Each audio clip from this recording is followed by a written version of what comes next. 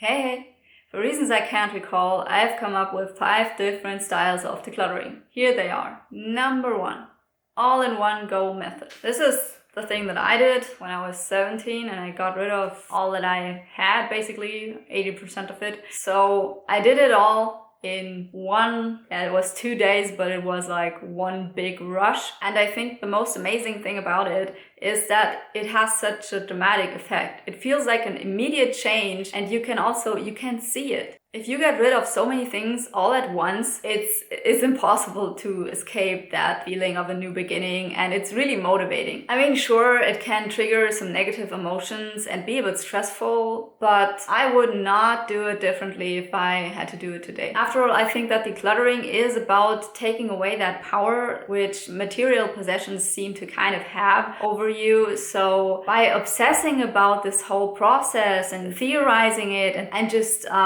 picturing it instead of doing it, you kind of give your possessions that power. And I don't know, I think it's about taking that away from it and just getting started, okay? And sure, this might be the hardest thing to do, but it's also the most rewarding. The second and the most popular method would be the KonMari method, or decluttering by categories. Marie Kondo's method really relies on putting things into different categories and not going to just your bedroom and decluttering whatever is there, but thinking about things as in, oh, how many clothes do I have? So I go to the closet downstairs, I go to the closet in my bedroom, and everywhere where I have clothes, get them all, take them out. And then there is this unique concept of spark joy. You don't just get this stuff out there and look at it. No, you try it on and you touch it and you try to trigger these emotions that are either good or bad. And if it doesn't nurture your soul, basically you get rid of it. And I think that that is a very effective method, and it's also a good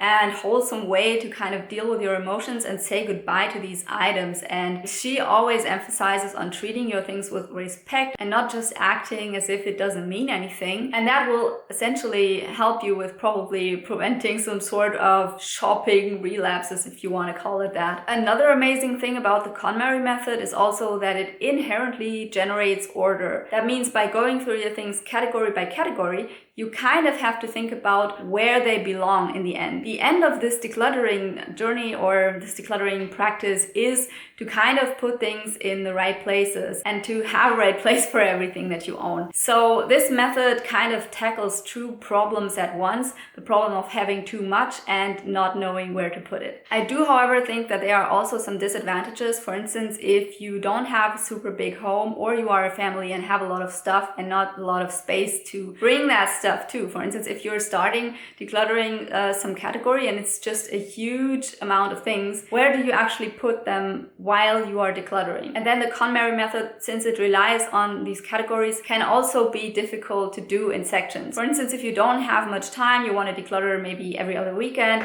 so you might want to do it in sections, and with the categories that can be hard to do. So if that is you, method number 3 could be the better approach for you, which is going room by room. This is also a method that I have done in the past with the apartments that I lived in, and I find this helpful especially for families or for people with small spaces, because if you have a small space, you might not have the actual space to put your things while you are decluttering. So you will maybe just start out in one room. For instance, I want to declutter mostly my kids' things, so I will start in her room and not go by category as in, oh, let's take out all of our clothes, like my clothes, my husband's clothes, and my kids' clothes, and see what a huge amount of things we have as a family. I mean, sure, this is a cool experience to see that all on the floor, but really, I want to go to that room and then be done with it.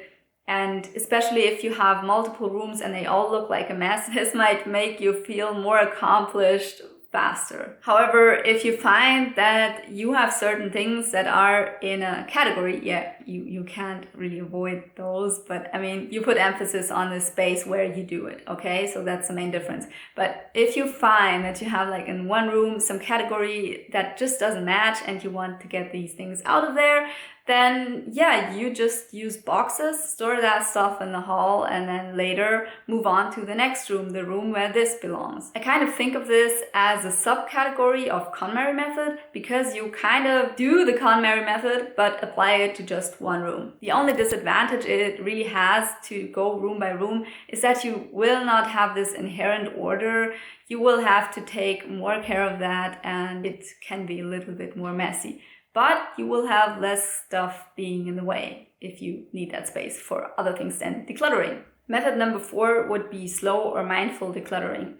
And I'm sorry to say, but I really think that in this context, these are buzzwords. And it can easily become something that you just say so you have an excuse to procrastinate. It's okay to be mindful. It's important to be mindful to basically make your life better. But what you really have to ask yourself here is, do you want to suffer or do you want to get it over with? Because decluttering slowly essentially means getting results later or not even recognizing these results. The great thing about decluttering your life is that you feel like a new person almost immediately. At least that is what I am going for. If that's not for you, okay, I completely understand. But when I did this, I was going for a dramatic change. You will not have that with that method. Also, I do not think that kind of your decluttering pace and being mindful are mutually exclusive. You can be mindful and present and recognize what you are doing without being super slow, okay? I understand that slow living and mindfulness often come hand in hand, and it makes sense because you have a lower density of events.